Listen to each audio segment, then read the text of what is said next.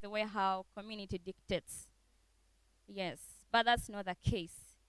We have to know that we as women, we can do outstanding things. We can lead the men. Yes, because I know that we can. Many times you'll be in community and maybe you stand out to do something and someone is like, oh no, you can't be my leader. Then you ask them why. You are a lady. Oh no.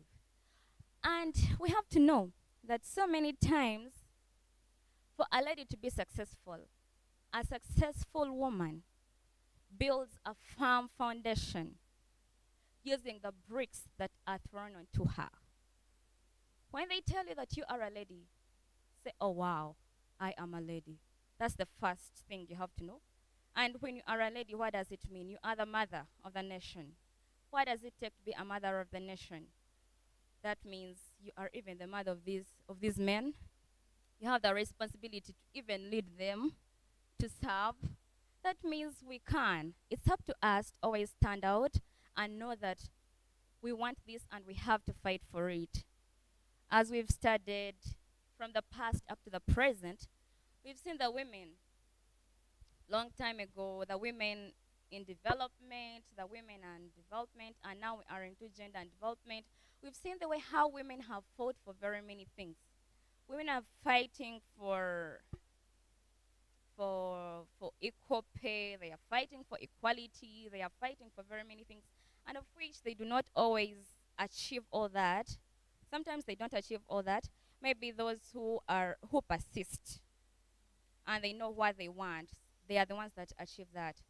But then I call upon every woman out there to always fight for their rights as we celebrate this Women's Day come Monday.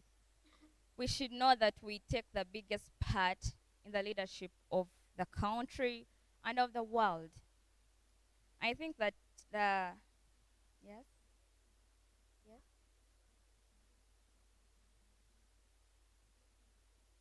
No, I didn't. Okay, we should know that we take the biggest part. Like we are many, and we have to do all it takes so that we stand out. Yes, we are many. Ladies are many, though we are despised here and there. But then we have to always stand out and do extraordinary things. And what I can also tell them to be themselves, to always stand on their own, be confident, and always come out when time needs, take up big responsibilities, and do not just leave them for the men because we fought for equality and we still want the equality. So we have to do all it takes. Thank you so much. Thank you so much. Once again, my name is Resti Nabagala. I'm a finalist. Yeah, always begin with these two quotes whenever I'm talking to ladies. One is the biggest tragedy on earth is you living without a purpose. And then another one is always think of yourself as that high currency note, like that dollar, that 50 second note, which cannot easily be gotten by any person. Meaning you don't have to rely yourself, you don't have to settle for less. Yeah. So here I am. I'm a leader as well as a girl child activist.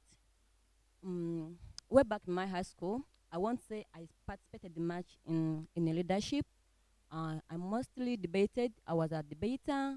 I was well known for debating, serving God, and maybe concentrated much on my books. But then I remember when I reached in senior 5, how I started my journey of feminism, of fighting for girls' rights. So here I am. I remember I left my village. I was in primary 4 by then. So we are very many girls in the village. We used to play song, kowati, hide and seek. So we are very many girls, almost making like 20 girls around the village. So when I reached primary 4, I had to leave and went somewhere else in town. So when I reached senior 5, that was senior 5 second term, I had to go back to my village. Reaching there, I found all my friends. They were all given, like they had all given birth, you know. Those who weren't were no longer in school. So really, I was so much touched because I realized like I had nobody like maybe to talk to. Remember, like when the status differs, still the jazz also differs. Eh? Someone thinks of marriage, for you thinking of books, something that sort. So I was really so touched. I didn't start up like that as soon, but then I went back, finished um, SNEA 6, something that sort. So this is where I started my journey, but majorly online. It was mostly an online campaign because realized like I was only one person. So you find it like I found it so hard, whereby I thought even I needed a backup to push up me. So I started up that online campaign. Um, I've always participated like in so many online and even on ground conferences to talk to girls. Currently, there is a young girl is studying deep there in Wales. So I and my friend were partnering.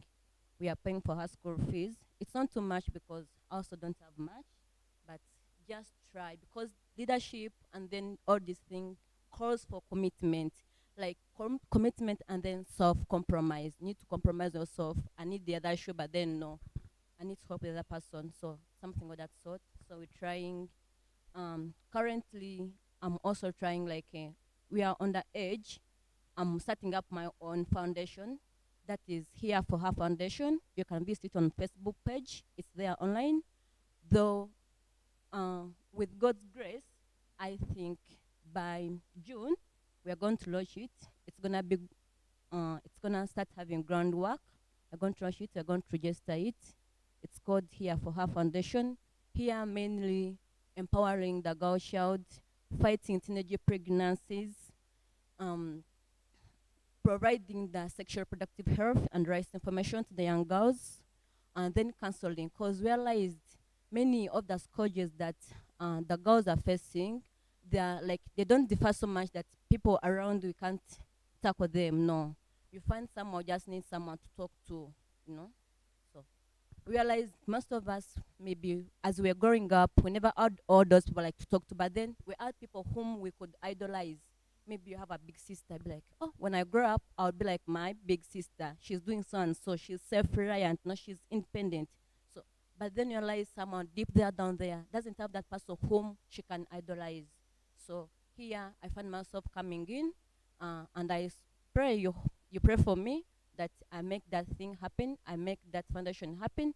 Uh, Probably it's gonna be operating within 2 districts so far. That is my home district in PG and then Mbara, because I realize if I'm this side, then I can run it. And okay, most of the times I'm this side and then their side. So, but then as time goes on, hope it will cover up the whole Uganda. Then another thing I always tell ladies like, we have Facebook, we have Twitter, we have Instagram, such stuff, but then we need to utilize this platform so well because you can't be there like I said. You don't have a purpose. Yeah, I don't know why, but okay. Let me first pass on this.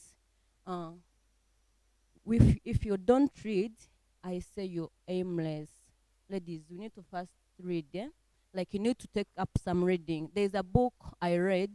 Sure, if you've never read it from here, go try get it. If you don't have it, please try inbox me. I'll send it to you. It's called Purpose Driven Life by Warren something. Yes, that book, if you read it, trust me, you have gotten your purpose on this earth. Go read it. It will nurture you in all ways, spiritually, socially, and everything. Yeah. So once you realize your purpose, then you need to get like people you idolize, your idols in that field. As for me, now I always idolize like Dr. Winnie Byanyima because yes, feminine wise, and then I also idolized Honorable Betty Nambozi. I was so glad during Corona I had to sit on her. I met with her. We sat on a table. We discussed some issues. She gave us a way forward, and I was really so happy. So politically, because I'm also a political leader. Currently, I'm the youth leader for People Power Youth in PG. Yes. So politically, I idolize Honorable Nambozi. Then feminine-wise, I idolize Dr. Winnie Byanyima. This lady is so assertive. Like she always speaks out herself and she speaks like the truth. She's so honest in her words. So That's why many people call her a he, like the lady himself, because she sits on table with men, and you find like she outweighs them, she outspeaks them, So she always inspires me. So whenever I go on Facebook to help me keep on track, I always go check what has Dr. Winnie Bianyima today posted, what has Numbers today posted. So this thing helps me like to keep on track, not to go astray. Like it helps me always to push on with my dreams, even if like I'm trying to maybe to lower the energy. Then I realize, this lady, she has made it and she's still on it. Then why me? So always utilize these medias. Go every day, check on those people you idolize, see what have they up to on, what have they set in their lives so far, you know. So that's the way to go, ladies. We need to be ourselves, Let your physical appearance not determine your destiny. Be assertive and always pick up yourself. Be bold, knowing that you can do it. You're just enough, just the way you are. You don't need compliments for you to feel enough, Yeah, that's all I can talk as per now. Thank you so much. Thank you. Um, I'm going to talk about soccer. That is football. Um, I'm. I don't know. It's my first time to be around, so to be with people like interviewing. So, um, me, I believe women, we don't need to stand and see, because what men do, we can do. We don't need to be muscular. We don't need to act like men. We don't, but what they do, we can do it. Personally, I started playing football in P5. My father was my personal coach, and my brother, I used to escape with him and I be a goalkeeper. Like, because I didn't know how to kick the ball and stuff, so I would just go in the goals and stand. Then sometimes he tells me, you come and go in front and now kick for the ball. So I started like that. Then I went, because there was no football for girls. Long time ago, there was no football for girls at all. Like, it was meant for men.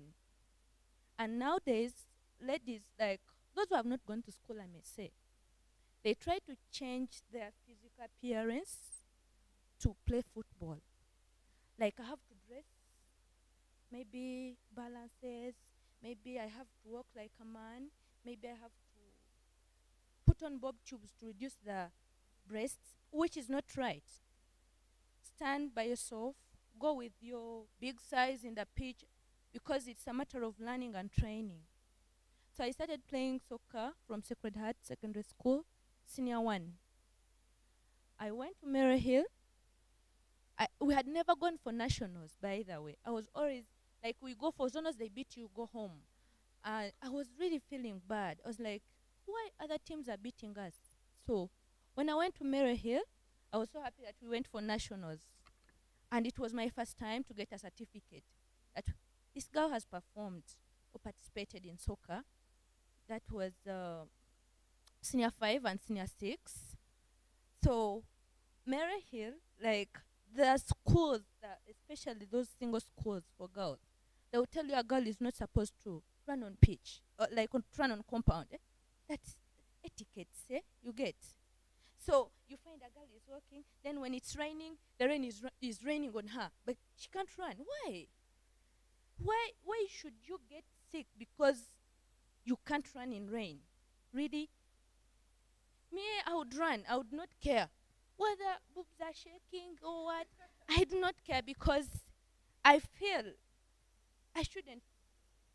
You see, rain is coming, and you can run and go to the dormitory, but because you're a girl, you want to walk, and it rains on you, walking. That's not the right thing. Surely, I'm appealing to the girls, the women in the world, please. That's not how they do things. Some things are necessary. If you're a girl, you're a girl. But this thing of I'm too, Now when you get sick on your own. But me, if I can run, I can run. So in my senior six vacation, I realized I really wanted to study from Bahrain University. And I was like, really, where would I get a club to pray for? Like, those nice clubs are in Kampala. So they invited me to Nkumba University for trials. So I went to Nkumba, I did my trials. Trials, you go run, play soccer. They see, are you good enough to join our university, especially on the soccer team? So I qualified, but my uncle was like, no, no, I also love must. Why can't you go to must? And I was like, oh, it's okay. I felt like I was put down because I wanted to study. Of course, I like studying, but I still wanted to be in that field. So when I came to Mbara University, like in VAC, I was like, why don't I do refereeing? So I told my friend, he's a referee, now he's a Premier League referee. So I shared with him, I was like, I really want to play soccer, but now I can't get, and I don't know where to start from to be a referee. So he recommends me to some man, is the chairperson, Western Region, FUFA. So the man says, I'm sponsoring you to go to Kabale, study the course. It took us a week for the training and studying. By the way, we do serious studying. We do 3 papers. That is written, you go to class and sit and do the papers, or you go meet the instructor, the examiner, like face to face. He asks you question, when is the ball offside, when is what, then you go for fitness test. That is the hardest. My dear, you run. You run, you feel like, and I was the last, can you imagine? Like, this perseverance, like there's when you run non-stop, but in sprint I was a second. But this thing of you have to persevere and run like 12 laps, I ran. People were coming back, me I was going. Coming back, me I was going. So it was hard, but I made it, and I became the FUFA junior referee. Unfortunately, because of the eyes, I couldn't continue to be promoted to the next levels. That was bad, so I decided to branch off to the administration, and that I also studied, that is Pharmaco 1. And I have gained a lot because FUFA pays us. I've been here officiating matches for Mbara University, free of charge. Sometimes they'll be there down training and they come and help us. I do.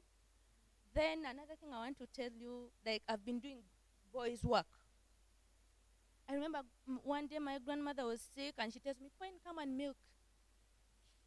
You have been here, like she taught me, like any opportunity you have to use it. There's no work for a boy or a girl. So she tells me, you have been learning, we have been here, we have cows, come. So I learned how to milk. I go milk as a girl, and that is why I'm telling girls, there's no work for a man or a boy. As long as you can get something from it, you can earn from it, go for it. And I want to talk about like what you gain from what you do as a lady, however much it's for men. Personally, I saved my money that FUFA gave me. I started up an ushering agency called Elite Ushering Agency. I employ ladies, especially most girls have worked for me. So I'm so grateful that we give ushers to serve drinks. We do bushera, fermented bushera. Then we make juice for the parties. That is what we deal in. So to the women in the world, please go for it, and you can do it. Thank you.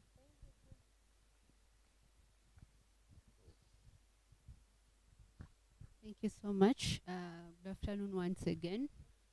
My name is Nora. I'm just going to share about my journey in innovations. I did computer engineering at MAST, and what inspired me was the course itself. We were always subjected to coming up with projects, and you're applying what you're being taught. So the first inspiration was in my first year. We had those who are already above us in third year and fourth year. They were presenting their final year projects.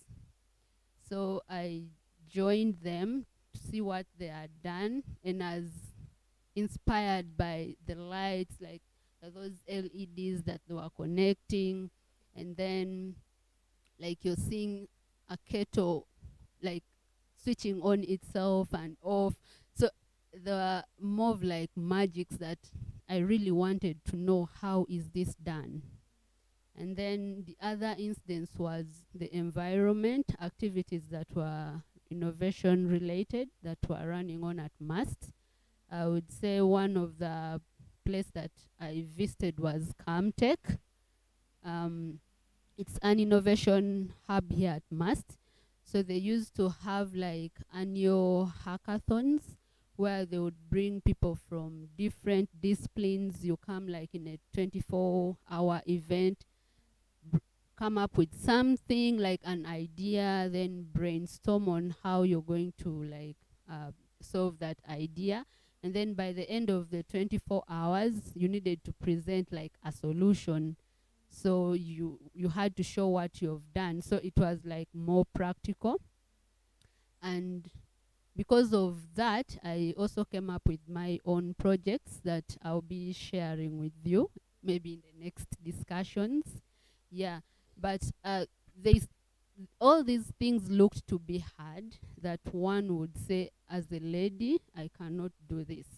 Yeah, but this is all like it comes with passion, love, commitment, and persistence. The journey is hard, but we can do it. My message to women on Women's Day is that when you're somewhere, you're indebted to lifting. And that only can help us help fellow women out there, because we are not all on the same age. Some of us are lucky that we're already where we are, but there are those who need our support. So if we can support each other, yes, we can do it. Thank you. Thank you very much. I am Mariam Ichulet Arikosi. I'm the Guild President-elect of Bahrain University of Science and Technology. Today is a celebration of us as women, and not just within our university, but in the whole world. And we are here to appreciate and extend our gratitude for how far we have reached and how our femininity has enabled us reach this far. And I believe that we as females are resilient, we are persistent, we are bold, we are brave, and we make the impossible happen. And above all, as ladies, we are not scared of what challenges us. We are excited by it. And I know for a fact that what scares you is what you must do. If it seems easy, if there is no challenge, then probably you're in the wrong place. Probably your skills, your knowledge, your intellect, your creativity is not being put to the test. So when there is a problem, when there's a challenge, therein lies the opportunity. And that's where we must go, because we are here to equally help others, show them how best we can forge solutions through what we have. It's not impossible, it's not new, it's doable. I am a leader, and I began being a leader, I think, right from childhood. We are all leaders, by the way, and just like my sister said, leaders are exemplary. Leaders hold someone's hand and carry them along. Leaders leave no one behind. Leaders look at the one who is marginalized, the one who is discriminated. They look at the one who is put aside and reach out to them. And I know for a fact, I was that kindergarten student who would always look for the kid who is left alone. You know how kids can form cliques, and for some reason there's someone who is left alone, maybe someone has a disability. As children, we at times don't consider. And I would be that child who would wonder, why is he alone? Why is she alone? How come he's not eating? Why are we doing things differently? And I would always try to be inclusive. And once I joined the university, I remember in our first lecture, there was an older student who was invited, and she was working in some organization, and she was telling us how we will do these things once we finish. We should be proactive. We should extend whatever we could to make things happen. And after listening to her, I thought that, you know what, I can't just be at campus coming to class and study. I knew I didn't want to just study. I wanted to do other things. So I swiftly applied to volunteer in that organization. It's called Domestic Peace Foundation Uganda. It's in Nyamitanga. And in that organization, I was exposed to things that I never knew. And for me, what I go by is we have to investigate, learn, and apply. Whatever you find out, just like my sister saw people who are doing maths, she investigated, she learned, and she's applying. And I believe all of us have access to some things, but we just don't investigate further. We don't learn, and above all, we don't apply. And that is one of our biggest challenges.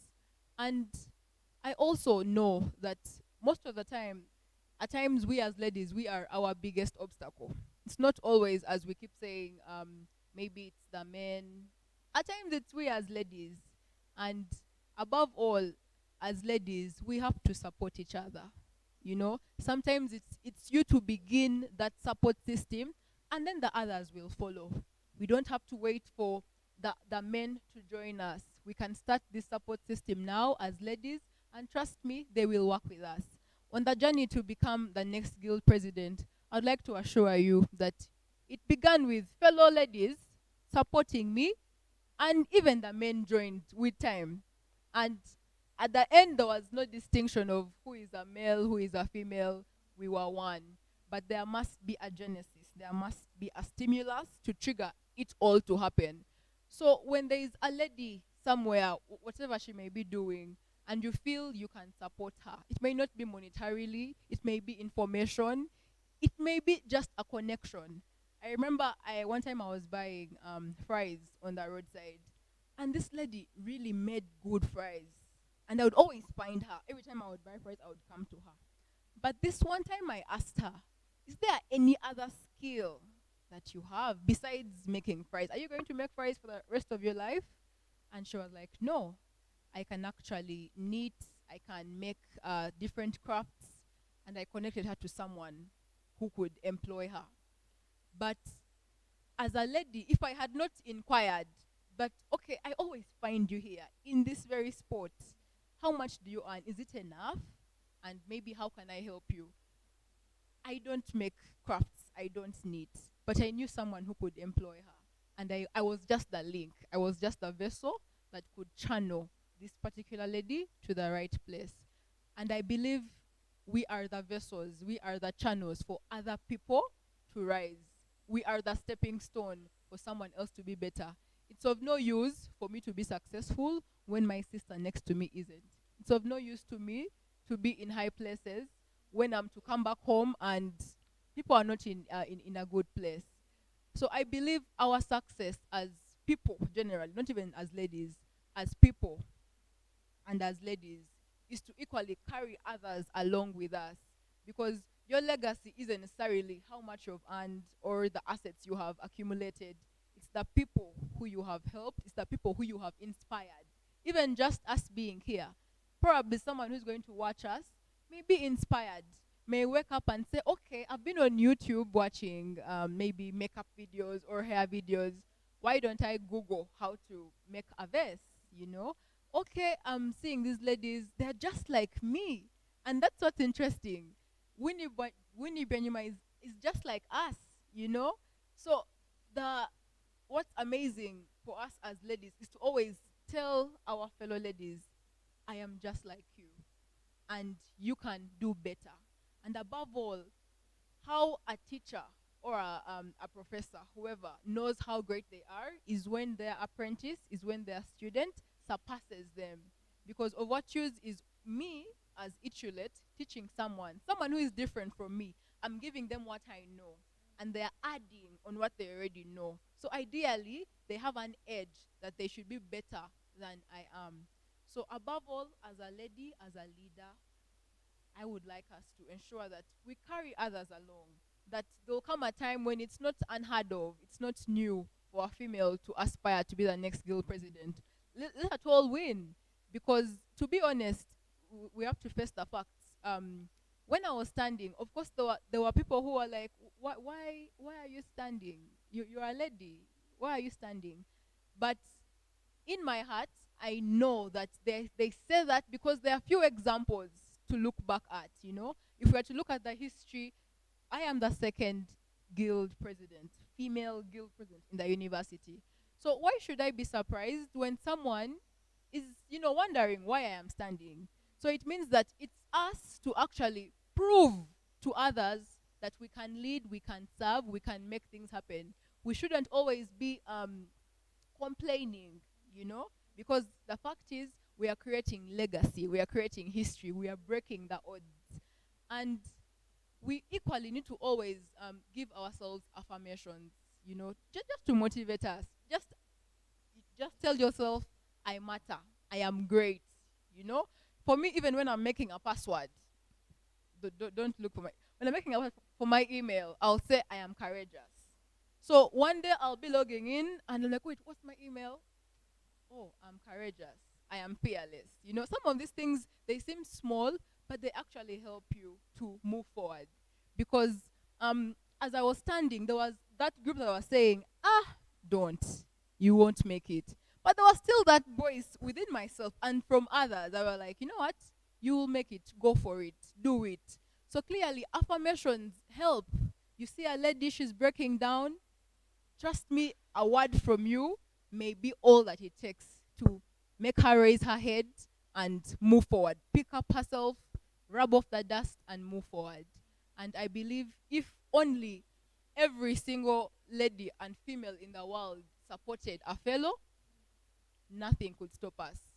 If only I just find you on the roadside, I see you and I support you, nothing can stop us. So above all, I would like to celebrate our resilience, to celebrate our love for each other, to celebrate our beauty. And our beauty isn't necessarily physical. It's within as well. Our minds, our empathy, our creativity. That's what makes us beautiful. When someone tells you you're beautiful, it should be expressed not just physically, but from who you are, from how you talk, from how you present yourself, from what you do. Now that is true beauty. And as ladies, we are bold and we are beautiful. And we celebrate ladies. Yes. So good afternoon to you all. Chimuri Vanessa, the incoming Minister of Finance in the incoming cabinet. My story is very interesting. Long, complicated, intertwined, but there are three things I'd like to share with fellow women here and whoever will be able to view us. There are three analogies my dad always emphasizes whenever we're at home. Like in every speech, I think, every meeting, he keeps repeating them. One, there is this analogy. He talks about a shark. That when a shark is put into a tin at a young, when it's just a fry, it will go as big as the tin in which it is put. So if you keep shifting it into another tin, a bigger tin, it will go but to the capacity of that tin and it will not go beyond it. You will never say that the shark grew and couldn't fit and I moved it. Only when you move it into another tin is when it will go bigger. The other one is it's like a saying of sorts. Abraham Lincoln was one time asked, if you were given 8 hours to cut a tree down, what would you do? And then he says that after much thinking, he was given 5 minutes to think about the question and give an answer. And he says that I would spend 5 hours sharpening my axe and then 3 hours cutting the tree down. And to most people, it sounded very funny. Like 5 hours cut, like how do you spend 5 hours on the sharpening of the axe and then the 3 hours, cutting down that tree? And then the other one is something other than my dad, it's a friend who shared it with me. He says that greatness belongs to those who acknowledge it. So as women, the moment I stepped in university, and even before I stepped into university, the breakthroughs I've had in life, the achievements I've had in life, firstly were because I stood on the shoulders of giants. I alone could not do it. Like, me as a kid, as a girl, as me, forget about me being a girl, but as me, I could not just go there and just start being a leader, start being an intelligent person. It just didn't start from nowhere. We always stand on the shoulders of giants. And when we stand on the shoulders of giants, we are able to look further because we are on top of them, so we can look further than they can see. And I believe for me, that is what has been my greatest defining factor in terms of the achievements that I have had in my life and the impact I have made on society. We have to appreciate that as women, we start from a place of, first of all, finding ourselves. There is no way we'll talk about purpose, identity, talk about emancipation, empowerment, rights, without knowing who you are primarily. So when we get to a place where you know who you are, like, I am Vanessa, this is what I aspire for in life. I want to be great. I want to be great. That alone drives you. Like, it just puts a propulsion force that keeps pushing you. That force is just behind you to back you up, even when you're about to fall, give up, when you have just forgotten even that, at one point I wanted to become great. It comes back because you invest yourself in it. I do encourage women to stop putting themselves in shells, and limiting themselves to, oh, society says this about me. Oh, guys, we are the despised people. Submission is not a bad thing, but there is, because we have put ourselves in a shell of submission is not a bad thing because of two reasons to me. It is, first of all, one, submission is transcribed to humility. When you at a place of submission, one can be able to learn. You step out of a place of things, and you're under supervision, you're under leadership, and you get to learn things. And another reason I could say submission is not bad is when you know why you are submitted to something. When you do not know why you're submitted, it's easy for someone to come and tell you that being submitted, you're being submitted is a disadvantage to you. But when you know why you're submitted, and it's not forced and imposed, but you would deliberately submit to something, it is easier for you to gain from it than for it to destroy you. So that's something women need to learn, that you cannot always be on top. They've been talking about being a boss and being a leader. You cannot always be above others. You cannot always get the best things. Being the second, third, fourth, fifth, sixth is not the worst thing in life. But it puts you at a place that you can help the people below you. Even though you're the last person in class, the second last person, you can help the last person reach where you are, and then you will move forward together. That is basically what everyone has been saying here. Leadership. It is not that when you're the best is when you can be able to help people. And that is what is, I could say, destroying us as women in a way. Because you feel like the only way you can help the one behind you is you being the topmost. You understand? And when you understand that you do not need to be the topmost, and you can still work under the person who is ahead of you, while you're getting there, you can, pull the ones behind you to come and join you, and you move together. That is something that we all need to understand and acknowledge. And then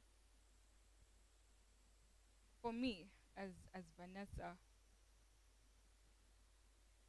knowing who I am, when I got to know who I was, the moment I do not know when that moment happened, but it happened, is when I was able to know what would work for me. You see, in leadership, even the people we idolize them either because we want to be in the same place they are in, or there is something about them we can borrow, we can learn, add to ourselves, and go better. When you're looking up to these idols, just know that you're first of all unique. You know, there is a tendency that we tend to want to become like them in everything, speak like them, do things the way they do them, and it's very common amongst women. You want to be like the better woman or the best woman, but we are all different, we are all unique, and we must harmonize our differences to improve each other. So if you know how to criticize, if you know how to encourage, if you have the resource to invest in someone else, please do that. That is what makes us better women. And I'd like to tell all of you that you matter. You, first of all, if you don't need to tell anyone to tell you that you're loved, God loves you, and He loves you so much, and that's why you're on this earth. So before you feel despised, you feel like, I'm the second option all the time. Just know that God loves you, and you're fearfully and wonderfully made. So that alone is enough to make you the greatest woman you can be on earth. Thank you very much. Thank you all for your brilliant ideas, your sharings. Because of time, we are going to have to. Okay, I'm going to ask a few questions, but I'm requesting it to be a little brief because we are running out of time. Yes. So the theme is the hashtag choose to challenge. And what are we challenging? I think from all your stories, I can derive different meanings of what you have perceived from the theme. But we could also look at it from this view. What are we challenging? We are challenging the existent stereotypes, the misconceptions, the societal restrictions towards our gender, and what are we going to do about it? How are we going to come out of the shell? How are we going to help ourselves to come out of shrinking ourselves to conform to societal standards of maybe, you know how beauty has been marginalized to you have to be thick or you have to have this, you know, that kind of thing. So I'm going to ask a few questions. I'm going to be calling out the names. Okay, for those whose names I'll remember, or I could use something else. Yes. So in Uganda, in our parliament, the percentage of women MPs to male MPs is 34%. Rusty, why do you think there are few women MPs? Why do you think there are few women in leadership in the country? And as Ikilet said, according to the history of the university, she is the second guild president, the female. At first it was Sheila, and she's the next. Why do you think women are few in the positions of leadership today? Well, thank you so much. I have something like few, 2 to 3 points for this question. First of all, is that ladies, we don't believe in ourselves. We do believe, just like if she wasn't believing in herself, just when they say like you can't make it. So many times we don't believe in ourselves. So if I don't believe in myself, and then if I try to stand out, and then someone tells me you can't, basically I'm going to decline down. No. So we don't believe in ourselves that we can also take up those leadership positions. Like we don't believe in ourselves that we can also come up with some brilliant ideas to talk over. Then the other thing is we lack the platform. We lack the platform. I can be here like I'm a leader. Yes, she's a leader currently. That means she's capable of becoming what? An MP somewhere in her district. But then realize after campus, she may lack the platform to exercise her leadership skills. Then the other thing is sexism. When you talk of sexism, like in politics. So this is where like we see these big men. Maybe if I resty, I stand up to be the next MP in my region. So you find someone who will tell me, yes, you want to be vibrant, I'm going to help you, I'm going to finance you, because most of the times we have that financial constraint, so it always limits us also. So I'm going to find someone is like, I'm going to finance you, I'm going to make you famous, most especially those people who have thrived, those big men who have thrived in politics. So if me rested, that's not my thing. I will decline the offer. And because I don't have maybe the finances, and because I'm not vibrant, people don't know me. So at the end of the day, um I'll find myself leaving the race or not participating in politics or taking up leadership positions. Okay, thank you very much. I'm the lady from Camtech. There is a misconception when you talk to different ladies, we get diverse perspectives about different things. When you talk to different ladies about the field of technology, they have the misconception that they say ladies are designed in a way that they are procreators, so they are more attached to emotional things. So some careers, so they say, they are kind of lifeless, I should say. They need it to be detached. As women, we have other responsibilities. We have family, we have the social life, everything. But women always say that probably technology is not deemed a feminine career. And also from the series that we watch, the movies, they portray this because you're going to watch a series today and they're going to bring in only one woman among a team of 20 working in probably technology, and it's only just one woman, probably to just strike a gender between balance. But I'm sure if they had an option, some wouldn't even consider. What would you encourage the women who want to do technology but are afraid because of that misconception that probably the profession is deemed not feminine? Thank you so much. Personally, I think the challenge is that not many women, like you stated, are out there, or not many women have considered the path of technology because of the myth that we already have.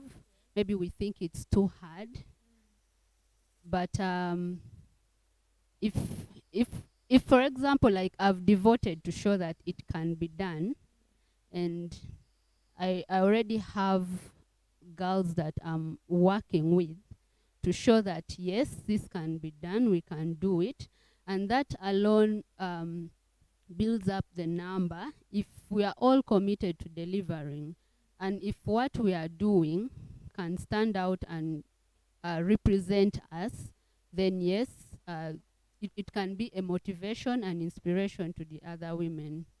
Yes. And for the lady, for our entrepreneur, thank you so much for showcasing what you have accomplished so far. I would like to know what are the challenges that you have faced so far, and where do you see your business, let me say, in 2 years from now? And also, if it's not very personal, what do you use? How do you use your profits? Do you have a specific aim or?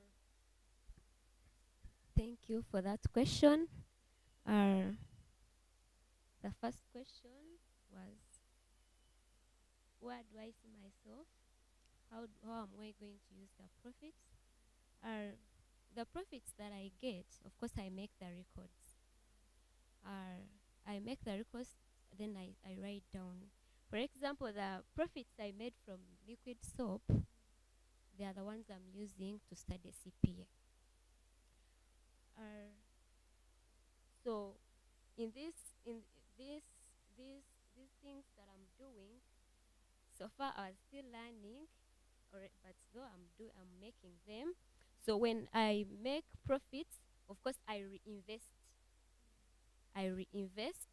To get the better ones. Since I'm just starting, since I've not been there, because I want it with time.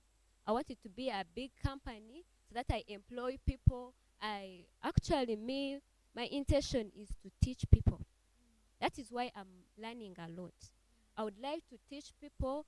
With time, I'm going to create a Facebook page so that I post them, and people who want to learn, let's say I be like in March, I'm going to be teaching in Bahrain. And those people who would like to learn, I communicate. Those who want can register, and after registering, I come and teach them for like 2 weeks, or as long as they learn for any time as long as they pay. So it is like a side hustle. Yes, thank you. Thank you very much. Iculet, what are the factors that helped you to ascend to that position as the current guild president?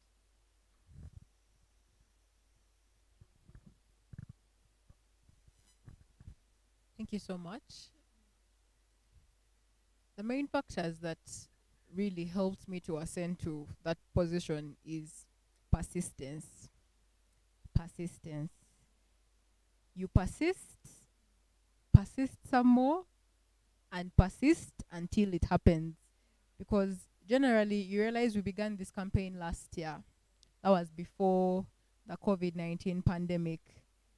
And while we had significant strides, the pandemic really pushed us down almost back to zero.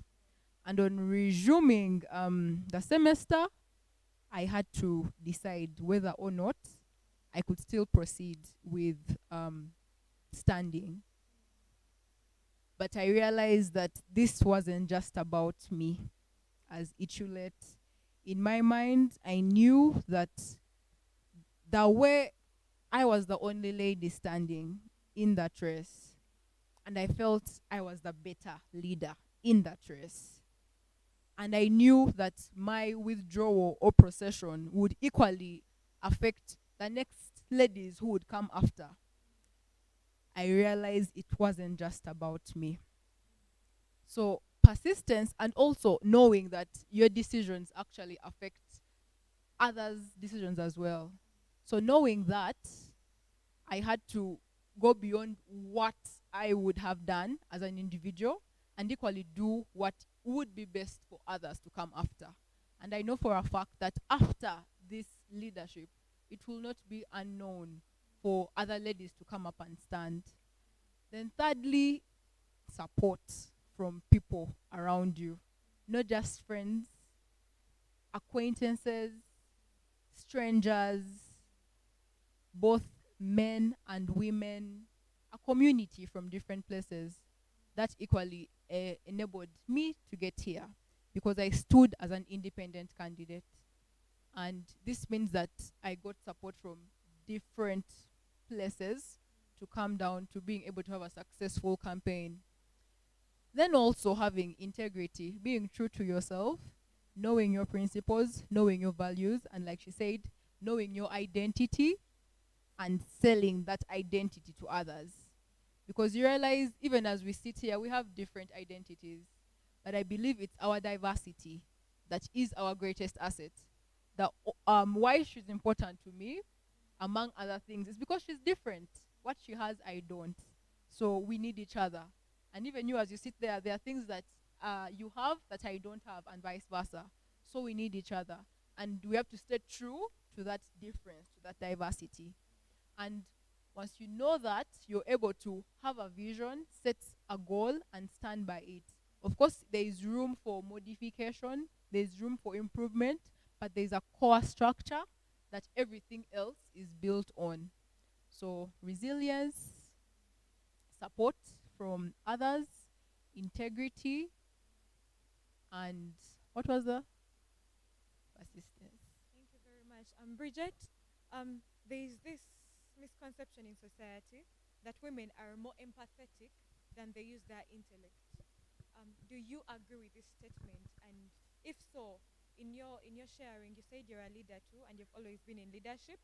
If this is true, how would you advise one to strike a balance between using their emotional quotient and their intellectual capabilities? Because there's a point in leadership whereby you feel okay, you feel more than you need to act, but at a point you need to harden and use the other route, the intellect.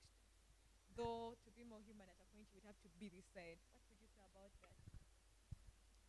Okay, thank you so much. For women, yes, sometimes, like I said, we have to be ourselves.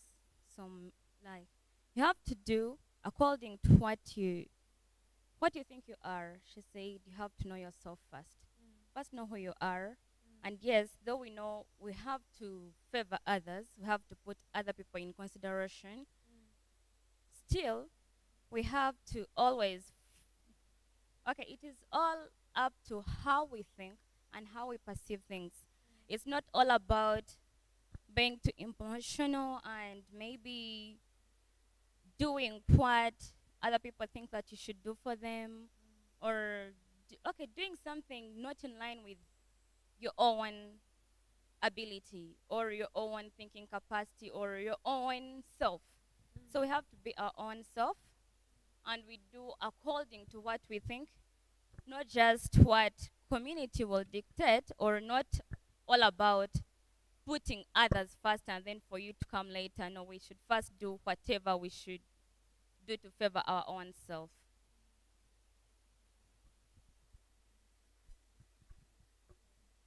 My friend, what did you say your name was again?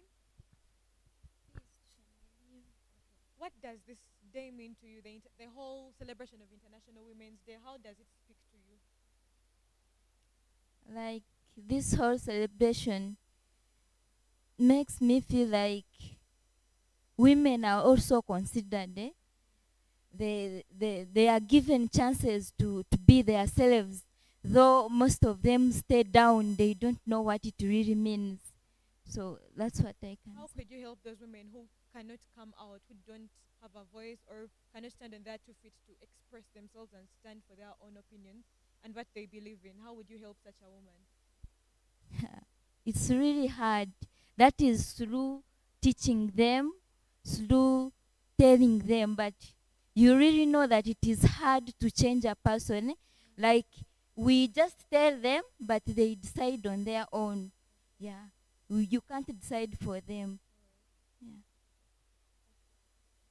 Fiona, what motivated you into activism? What gave you that push, that stimulus? What compelled you to be an activist? For my case, what really motivated me to become an activist, like I grew up seeing some outstanding ladies, like my mom. She's indeed an outstanding How lady. outstanding is she? She is a mother. She's a leader. She's everything I can say a woman should be on this earth. And on top of being outstanding, she's a wife. She respects the husband as well. So after seeing her doing all that, and always giving me a shoulder, like every time I would tell her, you know what, mommy, I think I should begin up a project. And she's like, oh, you want to begin up a project? What is it? What's the vision? What's the mission? What's the purpose? Like, she gave me ground. And by her doing that, it really motivated me. And I was like, I think I can. I think I can do anything that I really want to do. That kept me moving on. And all other ladies out there, Dr. Viola, she has been a dean of our faculty. Many other ladies out there, Nakato, Angela, and everyone. Salim, is it Salim? I understand you had a complete twist of profession. You said you did a different course and then you changed to agribusiness. So who is your role model anyway? My dad. Why? Okay, my dad is working for a company. It's called Kakira Sugar Limited that refused to let him go when he wanted to. Yeah. Uh, he's actually an outgrower. And yes, I feel like these people are really getting money in this. And they are men, because there are very few ladies doing the outgrowing business in Kakira. That's my divan. Yeah. My dad always says, come to that end. But I'm like, those things are going to cut me. Yeah. So I come to campus and they're like, take over this project, and it's an agriculture project. Yeah. They gave me support, my supervisor, and then I did something and it was bought by a company, Grain Pulse Limited. Yeah. So that's how Grain Pulse has taken me over to work for them in Barra. Yeah. Thank you. Vanessa, what societal myth would you like to challenge as a person as directed to our gender? You've had women are this, women are this, but which one hits you deep and which one would you like to challenge and in what way? I really had many. The myth that I would like to challenge is that when it's still subconsciously in our society, even while it's no longer spoken, like outspoken and emphasized, people still emphasize that women are the weaker sex in very many ways. Like, you do not need to be told that you're the weaker sex. The things they do, it's just everywhere. You breathe it in like air, you know? I'd like to tell everyone that, one, we are different but similar. We are not weaker than them. We are literally the same people but different, you know? And we shouldn't give ourselves over to that analogy that we are the weaker sex, because for some reason even women are like chicken. They just go there. We are the weaker sex somehow, somewhere. They're like chicken, you know. You don't sow like egos. Even while you're being empowered, you're first, you know, when we go to school, when we are told that we are great women, we are encouraged and told all these things, they're facilitated our empowerment. But we need to step in to those shoes that we have been given, apply this knowledge, apply the skill to ourselves first before we start spreading the gospel that we are great women, we are equal, we're fighting for equality, justice, empowerment. We are different, but we are the same. We complement and supplement each other. So, women, please, we cannot keep talking about empowerment when we're not seeing the results of empowerment. When empowerment is facilitated, it's first to help you. You know, as a farmer, when you're watering a garden, the water, even you, the person watering, you are wet. That water makes you wet, you know, and affects you in one way or the other. It softens the ground. It softens the ground you walk on. It grows the seed you've planted, you know. But firstly, it affects you. So before we talk about helping other women, you know, and we should first of all break that thing that we are the weaker sex. Because in class we are going to be vocal. We'll be vocal in certain times when maybe the spotlight is on us. But when we go back home, we are going to concede to, oh, you're the weaker sex. You get, eh? So women, like, it shouldn't be a public thing. Show, like, we're trying to show that we know things. We should apply it to ourselves first. Do not concede to that thing of you're the weaker sex. Fight against it. Do not allow for you to be entering a taxi and a man taps your butt and you just keep quiet because you do not want to. You talk back. Tell him that no, that is wrong, and do not allow this other man to By the bully time you. he spanks your ass, you think he doesn't know that it's not right? No, talk to you. We have to stand up for ourselves, because the reason why it's still happening is we keep quiet. Okay. So they'll spank my butt, they'll spank my sister's butt, they'll spank my friend's butt, But and I'll then keep I've quiet. seen scenarios where even the women have talked back, but these men are stubborn. They will still continue. You see, your action. What other option would you have? No, you see, even though your action does not make impact at that time, if everyone does the same thing, eventually people will get the message. But if it's just a drop in the ocean, surely what impact is it going to make? Yes. Thank you very much. And the lady. Okay, in society today, people define feminism differently. You've heard of the hashtags "men are trash" or whatever a man can do, a woman can do. How do you perceive feminism? What do you understand by feminism, and do you support it? To me, I do support it because it makes us stand out as women.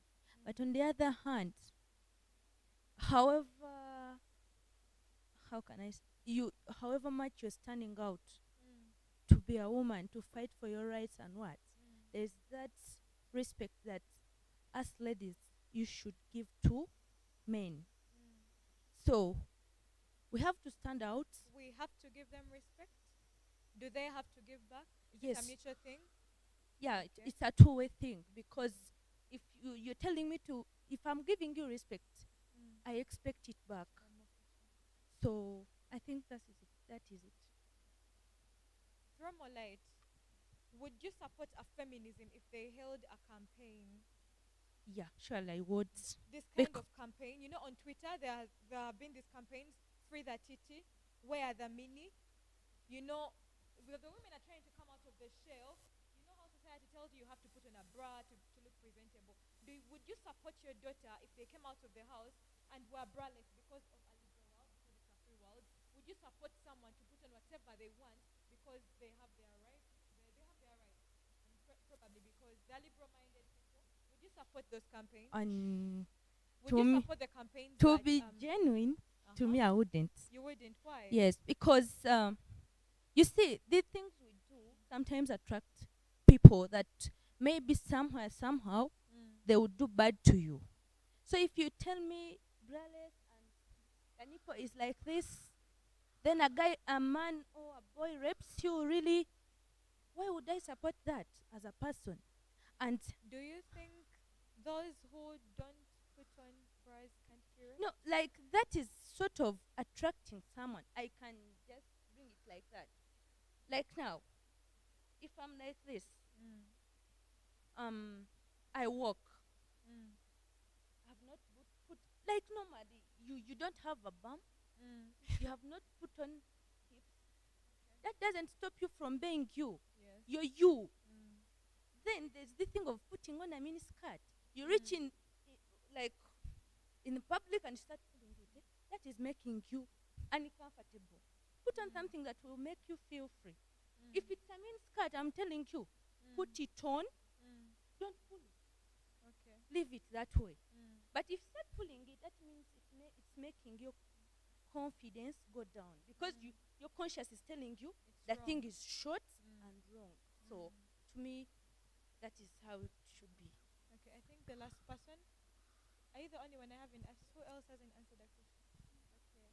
Okay. If you were a man, would you date yourself as the woman you are right now? All your traits. If you were a man, would you look at yourself as a potential suitor? And what are those traits that you find attractive in yourself? Yes, if I was a man, of course, I would date myself, because I think I'm assertive, I know what I want, and I know where my skills lie. And I wish every lady out there can look for what they are good at and know it, understand it, and go for it and fight for it, and be the boss and reach the corner house. So that she's a boss lady somewhere, she's a CEO, she's not fearing, she's playing to win, not leaving the men to play to win.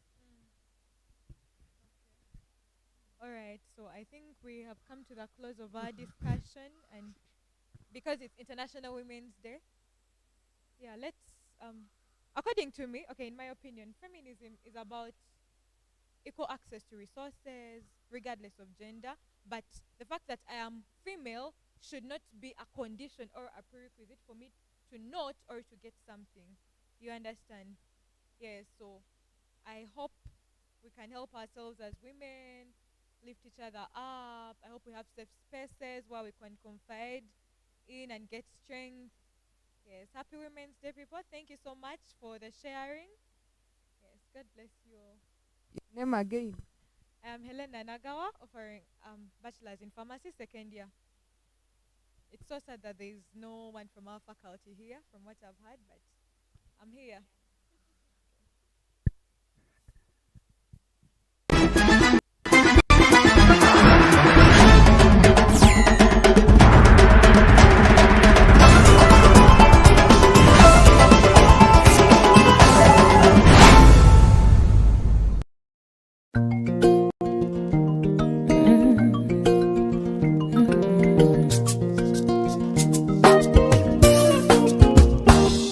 Azukukamuko kakeera nnyo mama akolako wannyo alina okulabirira abato school